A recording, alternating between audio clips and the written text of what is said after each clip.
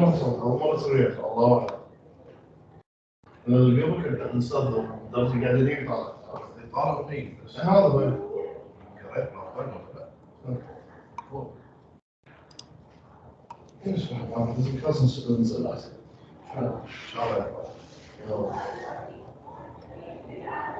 So I'm going to time myself so that you can see that it's between 15 and 30 minutes.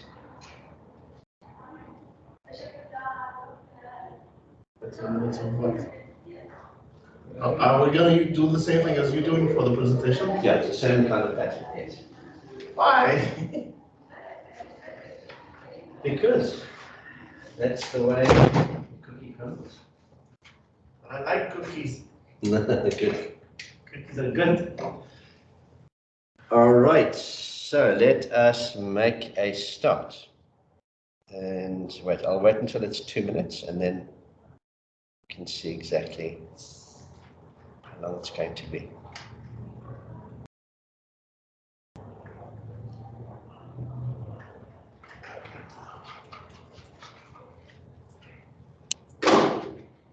Right, here we go. So, have any of you watched the movie I, Robot? Yes. Yeah. Twice. Great. I've watched it, I think, 5 times, I'll be honest. It's not that I'm a big Will Smith fan, because not all his stuff is good, really brilliant. But this particular movie I thought was outstanding. You like the concept of the movie? Yes, yes. And the way they actually, the way they did it was just amazing. Yeah. You know, for that time. Exactly. I mean, now they're doing stuff that's amazing too, but I mean, that was like, what, the 20 years? Way ahead of its time, 2004, 2005. Yes, yes. So in this movie, every household basically has a robot. Yeah. On a specific model for the upgrade. Right. Or change. Right. And actually with the one upgrade, all the stuff happens. Yeah. All the it's the fan. Exactly. Right. The pawpaw hits the fan. Okay. How would you feel, let's say in 20 years' time, if you have a robot with you in your home instead of a maid, for example? Scary. Why scary? My point exactly. I mean, why would I we have don't know, robots? they're unpredictable, I guess. Right? I think we all agree that robots do a lot of good. Really? Yes. Yeah. They make it hacked and used against you. Exactly. Right. So there's a lot of potential stuff that can go wrong. Yeah. And the worst case scenario is the Terminator series. Yeah. Yes. Yeah. And it's not far-fetched. You know, from iRobot to, you know, basically and the Terminator, the AI has decided it's time that human beings must stop existing because they are the biggest threat to the planet. Exactly. Which, I mean, I wouldn't argue with, frankly, the way we're going at the moment. Now, this particular article does a very good job of deconstructing this. And I've put it on the system just in case you want to read it. And what I've done is I've excerpted some important paragraphs that I'm going to use for my presentation. And then I'm going to ask questions and hopefully you're going to respond. So I want to begin by saying that robots do a lot of really good stuff. Especially in Japan. I think they have the nurses as nurses. Right, Yeah. okay, so I mean, they can really you know, achieve things that maybe human beings can't, do it in such a way that it really is very effective. We have one similar in Kuwait. It's in a restaurant, Japanese, Okay. as a waiter. Oh, really? Yeah. Cool. And then the car that I went last week is like a small robot that has a camera. Moves around, like records. Okay. Now, this particular article comes from Nature magazine, and it's written by a guy called Bo Deng, who's a news intern for the magazine. So I'm going to read some excerpts, and as we go along, I want to ask some questions, and I want you to engage with me. And at the end, I'm going to ask a final set of questions, and let's see where this goes. And remember, where are we headed with this? what is the central question? Will they be a threat? The central question is ethics. Oh, yeah, that's. All right. Remember, we're dealing specifically with business ethics. All right. And so this is one application of that because robots are a business. It's a growing business. It's really expanding significantly. Yeah. You can use it in multiple fields. Right. Now, in his 1942 short story Runaround, science fiction writer Isaac Asimov introduced the 3 laws of robotics, engineering safeguards and built-in ethical principles that he would go on to use in dozens of stories and novels. So, during the Second World War, 1942, he wrote this story. Now, has anybody read any Isaac Asimov? Oh, I'm wanting to though. Okay, does anybody like sci-fi? Yes. Okay, I love sci-fi. My wife hates sci-fi though. So it's like when we choose a movie, I'll say, can't we just watch a sci-fi tonight? Then I'm gonna go sit in the bedroom. But when it comes to rom-coms, I've got to sit there with her, otherwise it's, oh, you never watch a movie with me. Just to satisfy the wife. Guys, just to warn you, right? No, I'm teasing, it isn't that bad. So these 3 rules also came out in the movie iRobot. iRobot, Yeah. right. Now let's think carefully about these 3 rules. Can you see where there are potential problems coming with these three rules? Okay.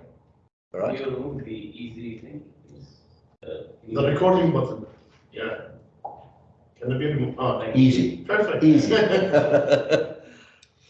So, number 1, a robot may not injure a human being or through inaction allow a human being to come to harm. We are trapped now. Simple. Right. There's no problem with this one. Simple. There is a problem. What is the Yes. problem? A robot can actually harm a human. Like, for example, with information, with a lot of stuff, even like physically. I feel like. But if it's programmed to not Because hurt it you, doesn't have a brain. Well, it can develop. Any malfunction could affect it. There is no It could adapt as a robot. No sense of It could what? adapt, sensitive, change. All right. They don't have emotional. Yeah, no feeling. What if one of you was about to commit suicide, about to jump off a ledge, and the robot grabbed you like this, and hurt you, all right, and hurt you, but saved you from dying? It's still contradicting. So, I mean, technically, may not injure a human being. He saved you the first part, yes. He but did injure him, but he saved his life. Yeah. That's Okay. what All right. I mean, that's the first thing that pops to my mind. Now, I mean, all of this is a little bit theoretical at this point, but in 10, 20 years' time, this could be stuff that we're actually facing with these robots. There's that other robot movie of that robot in the family, and then the whole family grows up. Robin Williams. Yes. Sentient man. That's it. Yes, yes. Sentient man. That's brilliant too. Yeah, I like it too. That is a much more, I think, realistic kind of approach. I enjoy it more. Yes.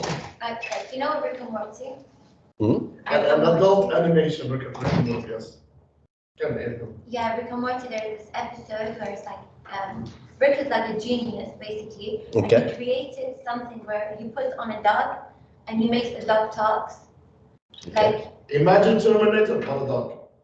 yeah, and then he Okay. started ruling the world, he became smart, and then he started like reading information, like listening to new stuff, like gathering information, and then he kicked everybody out, and then he switched on them and became a villain, something like that. Except for one guy, because there's a kid he's nice to the doctor. I'll spare him. Interesting. That's obviously a Japanese series, is it? No, it's American. Really? Yeah. You should watch it, doctors, actually. Okay. What's it 5 called again? seasons, Rick and Morty on Netflix. Okay. No kids. Above 21. Is it? Yes. Sounds a bit heavy. Mhm. My wife definitely will not watch that one. Alone, okay.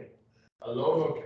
Okay, the second one is a robot must obey the orders given it by human beings, except where such orders would conflict with the first law. So with the rules, I will follow your rule, but if it involves hurting humans, I will ignore. So if a human says, go and hurt that other human, It does not. It He involves will- the first rule. he will say no, all right? Mm. But it doesn't apply to necessarily death. He didn't. I mean- Yet, yeah. In terms of like avoiding death. Okay, so a robot isn't told here you must prevent people from committing suicide, for example. Yeah. And we're going to come to some slightly more complex issues towards the end of this. And then the third law, a robot must protect its own existence as long as such protection does not conflict with Number one and the two. first and the second laws. Okay. Can you see any problems besides the one we have discussed? Yes, What? save yourself, but don't hurt a human. Do what it takes. So if there is no electricity, you have to do some certain things to charge himself. If his batteries are chargeable, yes. Right. But if he knows that it's going to injure a human, He won't be able to do it. so it'll be a catch-22 situation. He won't be able to charge himself and because he doesn't want to hurt a human, but then It still comes to good though. oh, right. No, it's called the catch-22 situation. It's after the movie, by the way. So fittingly, Runaround is set in 2015. Okay, it's probably a bit early. Real-life roboticists are citing Asimov's laws a lot these days. Their creations are becoming autonomous enough to need that kind of guidance. In May, a panel talk on driverless cars at the Brookings Institution, a think tank in Washington, D.C., turned into a discussion about how autonomous vehicles would behave in a crisis. Now, this brings us to the next question. Okay, it's creepy enough to have a robot in your home. Yes. Okay, might be quite helpful, but you kind of don't know what the robot's going to do. Yeah. But now, how many of you would sit in a driverless car without a steering wheel, without any pedals, get in and say, Alexa, whatever your car's name is, take me to Ahmadi? I won't. No, I wouldn't. Why? Don't fully trust them. Especially quick. Yeah. Because they have certain order to do it, they follow up. With the roads, with the traffic sign, with the etc. And here there is no traffic, there's no road that's. Okay, so in Kuwait, the drivers are also not as law-abiding as they are maybe in Western countries. Exactly. Yeah. So they're a little bit unpredictable, especially the guys that do this. Mhm. Okay. What else? Like AI is scary, well, that's one. And like if there was robots, I feel like a lot of places would run out of jobs. For example, they will probably like make airplanes drive on its own, trains, cars, like more drivers. Train. That's a very interesting point. In fact, there was a book written about 50 years ago called The End of Work. And what this guy predicted was because of robots, 90% of people's jobs would become redundant. They wouldn't be needed. That's what's happening in fashion right now. It is definitely happening, maybe at a slower rate than what he anticipated, but with robots coming in much more, yes, it will increase. So human beings will not be able to do certain things because robots will be doing those things. So that's another ethical issue, isn't it, of robots? All right. I've just got to watch the time because I think this is going to go over half an hour. You guys have to get between 15 minutes and half an hour. Okay, so next slide. Hello. So we see more and more autonomous or automated systems in our daily life, said panel participant Karl Joseph Kuhn, or in German it would be Karl Joseph Kuhn, an engineer with Siemens in Munich, Germany. Of course, the Germans are leaders in this. But he asked, how can researchers equip a robot to react when it is making the decision between two bad choices? All right. So you've got two bad choices to make. Okay. We choose the one with the less casualties or less consequences, less damage. It's not as simple as it, but yes, Yeah. okay, I accept that proposition, but we'll examine that just now. The pace of development is such that these difficulties will soon affect healthcare robots, military drones. Now the military is a big one, all right? The drone dog. Right, okay, and it's happening today. It's happening today where these drones are making decisions, even though they're controlled from back there, some of them are still making certain decisions. And other autonomous devices capable of making decisions that could help or harm humans. Researchers are increasingly convinced that society's acceptance of such machines will depend on whether they can be programmed to act in ways that maximize safety, fit in with social norms, and encourage trust. By the way, it's not common knowledge, but a lot of governments are producing robot soldiers. All right. And wars in the future are not going to be fought by human beings in hand-to-hand combat. Or machine. It's going to be unmanned drones. It's going to be robots that are going from house to house and searching for people that are the enemy. Realistic games. Another Tom Cruise movie, War of the Worlds. Has anybody seen that? 2004 or 5 movie, yeah. Right. So when those robots came in with those long eye things, and they searched everywhere.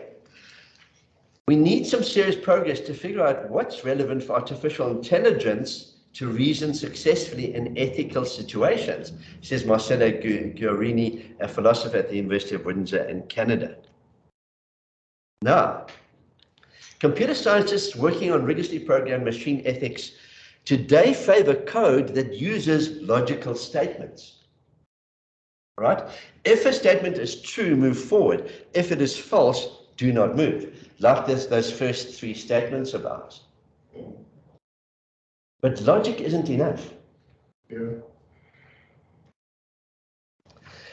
Logic is the ideal choice when creating machine ethics, argues Luis Moniz Pereira, a computer scientist at the Nova Laboratory for Computer Science and Informatics in Lisbon. Logic is how we reason and come up with our ethical choices, he says. Crafting instructions capable of the logical steps that go into making ethical decisions is a challenge. For example, Pereira notes, the logical languages used by computer programs have trouble coming to conclusions about hypothetical scenarios, but such counterfactuals are crucial in resolving certain ethical dilemmas. A computer cannot reason like we are reasoning now. Yeah. Yeah. If I grab somebody off the ledge who's about to jump off, will it reason, oh, I can't harm this guy, so I can't prevent him from dying? No, it has the order safe. Right. So it doesn't say prevent him from dying, it says don't harm him. Yeah. So that kind of thing scares me. So now, let's go back to the cars, the driverless cars. Now, has anybody seen these videos where they show I driverless think cars? the Ford self-parking car. Yeah. That's all I said about it. Right. So, I mean, that's one element that they do. That you literally can get into your car and it drives you to wherever you want to go. Right. So you just put the location there and it does everything. And the tests actually so far have been pretty good. There have been very few issues, but I've seen a few issues that have come up. The one is that the certain unpredictable behavior, right, of road users. So the driverless car is based on normal people doing normal things in a normal way. All right? But as you know, that doesn't always happen. And so sometimes when animals come and jump over, Like a deer. right, that's not normal. People driving like this at 180 kilometers an hour, that's not normal. And it happens everywhere. It's not just in particular countries. So these issues may very soon come up in the fast-moving field of autonomous transport. Already Google's driverless cars are zipping across parts of California. In May, autonomous trucks from German carmaker Daimler began driving themselves across the Nevada desert. the hair kind of stands up on my neck when I think of this truck going at 120 kilometers on a road through the desert. Something just makes me feel like, okay, I need to just keep my distance. Engineers are thinking hard about how to program cars to both obey rules and adapt to situations on the road. Up until now, we've been trying to do things with robots that humans are bad at, such as maintaining attention on long drives or being quick on the brakes when the unexpected occurs, says Bernhard Weidemann, a spokesman for Daimler in Stuttgart. Going forward, we will have to try to program things that come more naturally to humans, but not to machines. Remember we talked about intuition. Your gut feeling, yeah. Right, and that gut feeling is based on what? That's the morals. Ethics and morals. Experience, especially, right? You're in a situation and you have a gut feeling, oh, okay, I think I must do this. It's not a logical thing. It's not like they say a step of logical things. It's a kind of thing, oh, I've been in this situation before, the best thing is to do this. Mm. And it literally happens in a millisecond, right? Now, let's ask a few questions. Now, by the way, up to now, I've taken 20 minutes. I've read excerpts from the case, all right? We've had how many questions? About 10 questions already. So that far, we've yeah. discussed, all right? So 5 questions is not a lot, but I just want to have these to end off with, and I want to be within half an hour, all right? So, question 1. What if a vehicle's efforts to save its own passengers by, say, slamming on the brakes risked a pile-up with the vehicles behind it? Okay, so just to clarify, so this driverless car that you're in is traveling at 120 kilometers on the 40 Okay. in the fast lane. The last one, yeah. But we know there are lots of other cars coming up behind, probably flashing their lights at 120. And then suddenly somebody runs across the road, but their car's here, right next to him, and the cars behind him also going at 120 or more, I'm trying to push him. So what should this driverless car do in that situation? It shouldn't be driving on the fast lane, that's one, because nobody's driving it, driving on its own. I feel like if a human drive it, it's better. Because you know, like this, you drove Safer. this road, yeah, it's safer. Okay, so the principle that you're trying to establish here is that driverless cars should never go Exceed. at a certain speed. They should rather, their speed limit should be much lower than a human. Yeah. Now that's very interesting. Did you guys agree with that? Yeah. Extra security. So what speed limit would you be comfortable if you were driving in a driverless car? I feel like 80. Good. Because in the UK, I think they do 80 In most places in the UK, it's sort of 80, 90 yeah. kilometers an hour, although it's in miles an hour, and I can never exactly convert. Yeah. That works fine if you're living in the UK or a small country like that, all right? Also in the small lane, like the slow lane. Like driving the slow lane. If you're living in Australia and you're traveling from Sydney to Perth, which is, I think, 3,000 kilometers, do you want to be driving at 80 kilometers an hour? No, But, yeah, but if someone is you're not driving it. You're because 80 Like you're miles per hour is. relaxing in the car, you're not driving. So Sure. I'm just trying to think ahead a few decades, all right? If you want to go and visit, let's say you're living in Sydney and your family's in Perth, and you take a driverless car. Is it viable to reduce that speed so significantly? But then what happens if a kangaroo hops across the road? which in Australia, it happens all the time.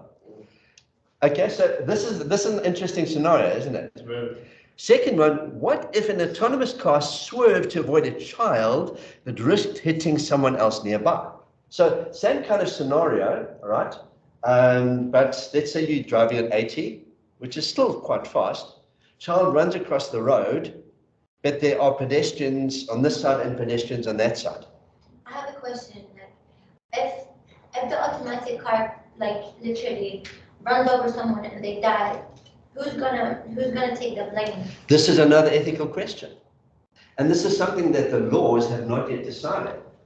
Okay, let's take this particular example. Child runs across the road, which I did, by the way, when I was small. I don't know if you've done that. I mean, sometimes you don't look, right? There are pedestrians on either side. You're going 80 kilometers an hour, which is still quite fast. You brake, but it's wet, right? It will slide into the. So now, what does it drive this car? Do you hit the child? Do you swerve left into adults on that side? Or let's say it's children, let's say it's a school area. Yeah, okay, maybe not because you have to travel less. But let's just say there are a bunch of kids. So what do you do in that situation as a driverless car? What logic do you apply to it? Try to avoid it. There will be no logic. Right. So meanwhile, I will hit someone. If I can't tell me that it's not hit the less people in it, also I will do whatever I will do. Slam on the brakes. Slam the brakes. Stand the brakes and just keep going forward and Yeah, hope for the hope, best. hope for the best. Either hit the wall, swerve away to minimize the damage of taking Yeah. souls. I feel like if there will be like automated car or whatever, like a driverless car, I feel like everything is gonna be like futuristic. People won't be crossing randomly. There will be crossing lanes. There will be a lot of like different stuff, right? Interesting movie scenario there. Minority Report, another Tom Cruise movie. Have you seen that? No. Watch it. What happens there is they've got anti-gravity technology, Flying cars. okay, and cars all going at the same speed. And they're going in the air as well as low down. So it's a 3D traffic pattern. Okay. And what happens is you all go at the same speed, and when it's your turn to turn off, your car goes a little bit higher than the others and goes across like that, and then goes to wherever you need to be, which is a very interesting. Who have you watched the fireworks at the towers? I didn't go. Too crowded. What did they do with the drones? I don't know. Did you see those drones? No. Unbelievable. And they were working in unison, all right? Now, if we can get traffic to do that, Exactly. all right? And those are drones, sure, they're controlled by a central computer program, and hopefully that program doesn't go haywire. But I mean, those drones were doing amazing things, and they were all moving in pattern, and not one drone hit the other, you know? So it is theoretically possible. Now, we've talked about human versus whatever. What about animals and property? I would hit properties. I don't want to take like a blame or a sin of killing animals. So property. Let's say a little rabbit runs across the road, right? Now, does the driverless car just go over the rabbit to avoid hitting cars parked on the side? Yeah. It depends on what's problem on. Or let's say it's a deer, it's one of these big deer, right? Yeah. So now that big deer can smash into the car, and then the car can be completely haywire, you know? Exactly. So now, we haven't really talked about these things, yeah? Yeah. And I mean, animals, surely animals also have rights. Yeah. Animals are surely more important than property. Yeah. I mean, my dog and my cat that I have at home and I love dearly, I regard them as more important than my books or my chairs or whatever, even my car. Mm. Yes. And maybe even my wife, you know. Some days. I'm joking. I'm joking. So, question 4, just the last few minutes. How do we determine when robots can be ethically used or not? What rules do we as humans use? Not the robots themselves. We looked at those 3 laws. How do we determine when it's ethical? Is it ethical to have a robot in your home? Yeah. It's okay. Well, it's still scarce. Still not too familiar about it. Is it ethical to have the robot clean your house, cook your food, Yes. Yeah. look after your old granny and grandpa? Yes. Yeah. Would you trust a robot to do those things? No one's my grandpa cleaning the house. Cleaning the houses by taking care of the elderly, no. Why not? I'd rather do it myself. Because it's my mission to do Too it. risky. Yeah, I'd rather do it myself. So there's another ethical question, isn't it? Mm. It's actually, but can't it help you take care of It's this? helped me, okay, but not do. Give yourself help, Right. yeah, I can think of Okay, all right, that's fair enough. Because, I mean, certain things are difficult for us when it comes to looking after old people. Yeah, So they can maybe help. Also, older people, they like company. They want someone to talk to them. Right. and they're fragile. Now, the whole company thing comes into the Robin Williams movie, the Centennial Listen Man. to them. Because that robot was part of the family for For your years, generations, yeah. you know? He reached to 200 years. Right. Yeah. Now, if I think of my dog and my cat, I love my dog and my cat. And my dog will probably get 20 and my cat will be about 10 or 15. So now I'm living with them and it's an emotional bond, not just an intellectual bond, you know? Part of the So how family. ethical is that to have an emotional relationship with your robot? There will be no. Because they don't have emotions. It's only like one-sided. Nothing because he was created differently. That's why he can feel emotions. They can switch up. Yeah. No. That's half an hour. All right. Yeah. That's pretty interesting, isn't it? Now this is what I want you to do, except it's not just going to be one person. Okay, it's going to be a group of you. Yeah. Okay, so one person can read, one person can ask questions in between, one person can ask questions at the end, or you can divide up the questions. Okay, 5 to 10 questions is great. At least 5, no more than 10, 15 minutes to half an hour. And this is, I want you to elicit responses. I want us to talk about the ethical issues and discuss them. All right. It's a fun exercise. I think Yes, it is. it's really Yeah. very interesting. And this course to me is very, very interesting because it's challenging me. You know, would I steal that 100,000 KD if nobody knew about it? I mean, it's fine to say That's no. still stands. It's fine to say no. But when you're in that situation, you know, I can use it for medical research. I Charity. mean, is lying wrong? No. Depends. If it's white, yes. Yeah, I mean, this is another ethical issue because some Yeah. people justify lying or just about anything. Yeah. And they'll say it's just a white lie, but it's actually not. It's actually very harmful. Yeah. Okay. So do you all see what you need to do in your case study? All right. So every Thursday from now on, in the first 2 lectures, I'll deal with that topic from each of the books, the Middle Eastern book and the Western book. All right. And then you'll do your presentation on the Thursday. You've given me an article, and that's a great article. But now the trick is to divide up the work amongst you and to get to ask questions and to develop this discussion on ethics and see what we can do with it. All right? Okay.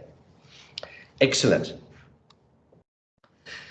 Well, guys, that's all I have for today. So let's do the attendance, and you can go off and ethically enjoy your weekend. Thank you, sir. You too.